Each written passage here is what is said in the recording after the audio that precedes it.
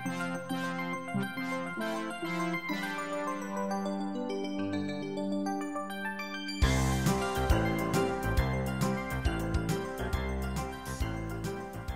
this is a review for the first RGB ribbon strip that I was able to get off of eBay. This is about an 8mm strip, and this is not in a silicone jacket. This has just the poured or cast silicone top on it. There's so many of these available, and they're pretty wide-ranging in price and features and whatnot. I kind of decided to just start with the bottom and work my way up. So this particular one, this is the absolute cheapest one that I could find on eBay. This came with this little infrared controller. These run 12 volt, and it comes with a little remote control, similar to a lot of the other RGB lights and stuff that I've found on AliExpress. So I'll go ahead and I'll turn these on. You can see that this particular strip, these are not actually RGB LEDs. This is one strip with 3 individual LEDs, a red, a green, and a blue, in series like that. So these can be cut every 3 LEDs or every 3rd pixel, which is, this is obviously the reason that these are cheaper.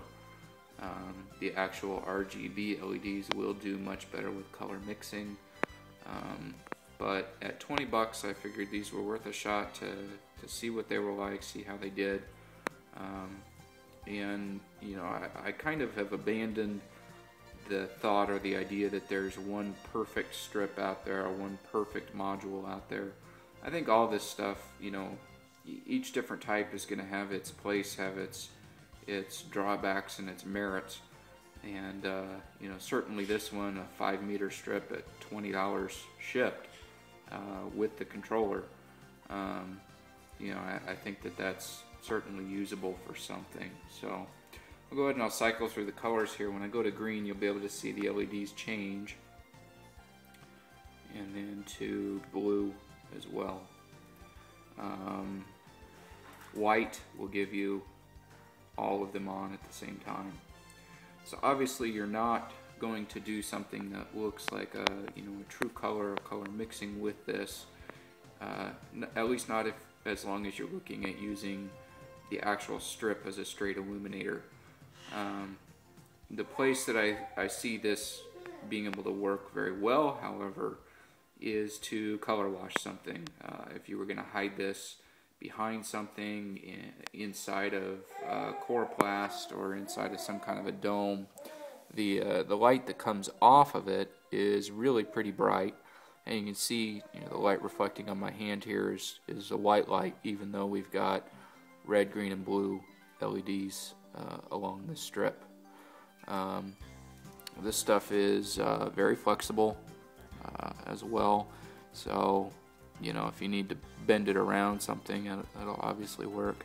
And you can see just how small, how thin this is compared to my finger.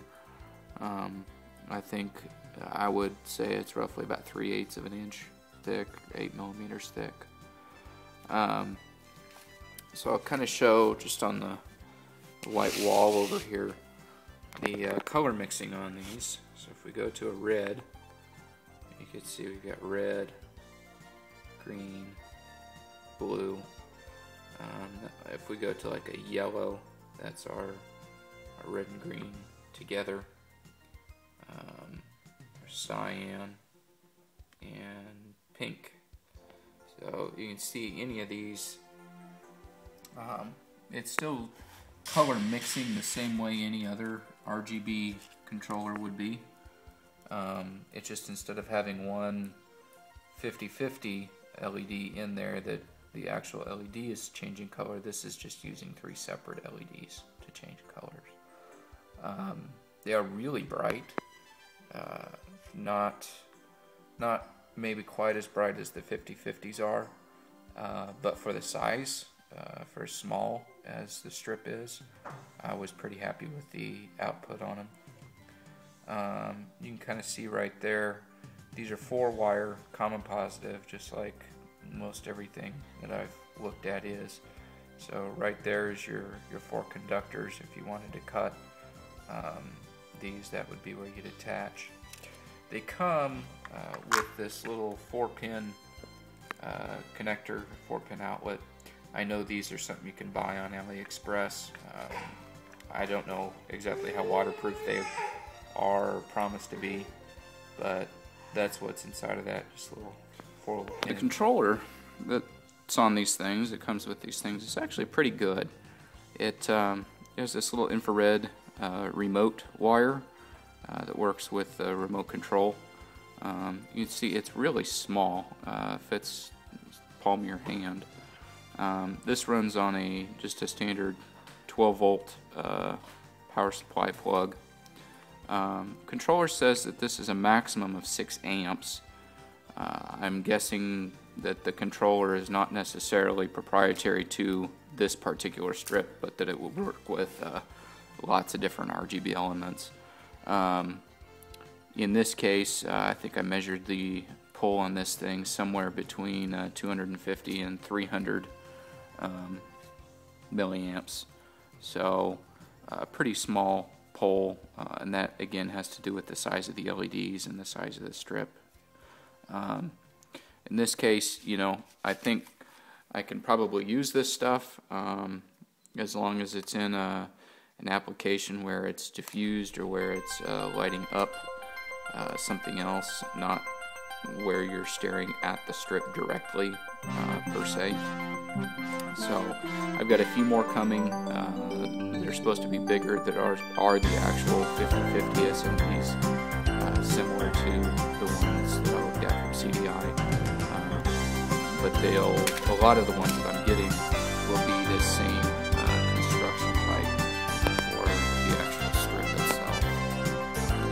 Let's see, try to turn that off. This is just the strip itself, and it seems to have like a poured or cast silicone top on it. It's very flexible, bends, moves easily. Should be fairly waterproof. So we'll see how this works. But for 20 bucks, like I said, it doesn't do everything magic and perfect, and it's not going to be a solution for the North Poles that I want to put together. But for the price it is, and what you get for that price, not too bad.